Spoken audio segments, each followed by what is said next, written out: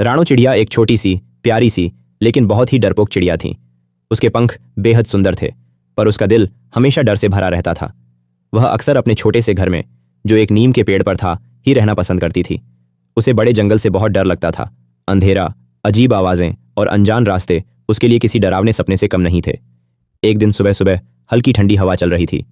राणो ने सोचा, आज थोड़ा दूर तक उड़कर देखती हूँ, शायद दुनिया इतनी डरावनी न हो। धीरे धीरे वह अपने घर से दूर निकल गई। सूरज की सुनहरी किरणें उसके पंखों पर चमक रही थीं और उसे महसूस हुआ कि आज वह सच में थोड़ी हिम्मत दिखा रही है। लेकिन कुछ ही देर में आसमान का रंग बदलने लगा। काले बादल घिर आए और हवा तेज हो गई।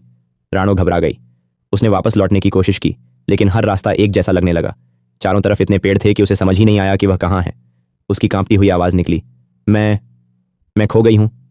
जंगल के बीच अंधेरा और गहरा होता जा रहा था। पत्तों की सरसराहट, दूर से आती किसी जानवर की आवाज़, सब कुछ उसके डर को और बढ़ा रहा था। राणो एक पतली सी डाली पर बैठ गई और उसकी आंखों में आंसू भर आए। वह रोते हुए बोली, काश मैं घर से बाहर ही ना आती। तभी उसके अंदर से एक हल्की सी आवाज़ आई, जैसे उसका अपना दिल उससे बात कर रहा हो। राणो, डर से भागने से कभी रास्ता नहीं मिलता। हिम्मत करो, तभी घर मिलेगा। राणो ने अपने आंसू पोंछे। उसने पहली बार अपने दिल की आवाज़ को ध्यान से सुना। शायद यही उसे रास्ता दिखा सकता था। उसने धीरे से अपने पंख फैलाए। डर अब भी था। हर आवाज़ पर वह कांप जाती, हर साए में उसे खतरा नजर आता। लेकिन फिर भी वह धीरे धीरे आगे बढ़ने लगी। रास्ते में उसे तेज हवा का सामना करना पड़ा। पेड़ जोर जोर से हिल रहे थे। एक बार तो वह गिरते गिरते बची। उसका दिल तेजी से धड़क रहा था। क्या मैं कर पाऊंगी? उसने खुद से पूछा। फिर उसे अपने दोस्तों की याद आई और अपने प्यारे से घर की भी। उसकी आंखों में फिर से उम्मीद की चमक आ गई। वह धीरे से बोली, मैं डर के सामने हार नहीं मानूंगी।